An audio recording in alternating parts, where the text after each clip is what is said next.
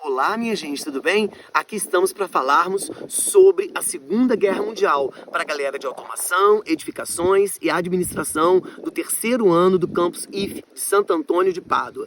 Naquela aula dessa semana, nós falamos sobre a Segunda Guerra Mundial, especificamente numa aula só sobre que assunto nós falamos, que referências nós fizemos sobre a Segunda Guerra Mundial. Nós falamos das causas da Segunda Guerra Mundial e aí temos que pensar. Em causas podemos apontar para as seguintes ideias. A expansão nazi-fascista foi uma causa, porque do momento que a Itália aderiu ao regime Mussolini, do momento que a Alemanha aderiu ao modelo Hitler nazista, do momento que o Japão também teve a ascensão do fascismo, a Espanha também com Franco fascista, Salazar em Portugal, esse modelo fascista de extrema-direita se alargou pela Europa e até fora da Europa, atingiu até um país como o Brasil com Getúlio Vargas, a partir de 37. Então, essa expansão fascista da extrema-direita, agressiva, acabou trazendo com ela outros ingredientes que fomentaram a guerra, a questão dos nacionalismos exaltados, a questão do expansionismo militar, tratados que não foram cumpridos, como o Tratado de Versalhes, críticas aos tratados, expansão territorial e predatória.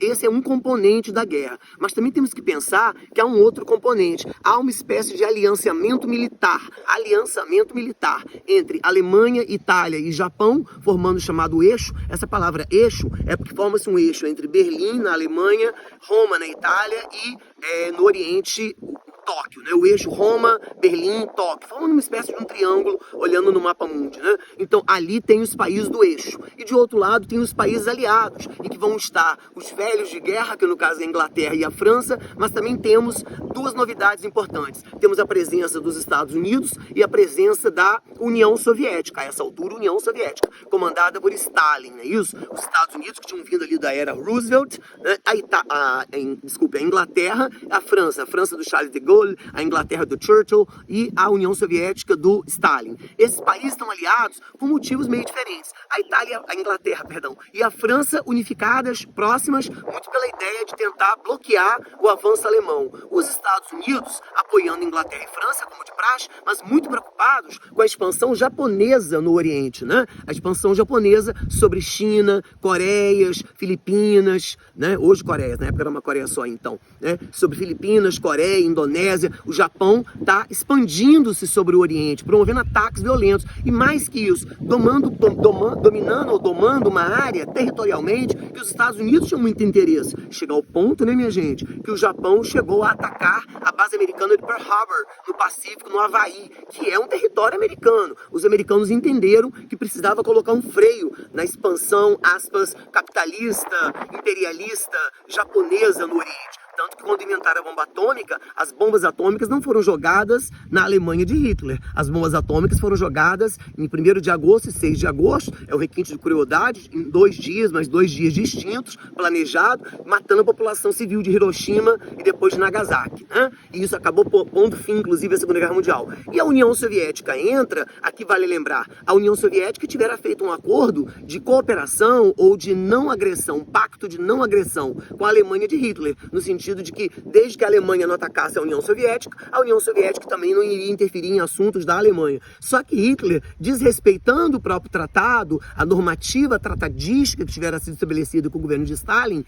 a Alemanha de Hitler acaba atacando a Polônia, né? No que hoje é a cidade de Danzig, né? E aí, quando toma aquela área da Polônia, a União Soviética entendeu que o que separa a União Soviética da própria Alemanha é a Polônia, porque do outro lado da Polônia vai estar o quê? Lituânia, Estônia, Letônia, que são regiões da própria União Soviética. Então a União Soviética acabou entrando nesse bloco para que ela colocasse o freio sobre as pretensões expansionistas de Hitler. Então é um bloco meio que estranho, né? Você tem Estados Unidos, Inglaterra, França e União Soviética contra a Alemanha, Itália e Japão. No primeiro momento, de 39 a 41, houve a vitória da Alemanha, a vitória do eixo, né? Cada vez mais.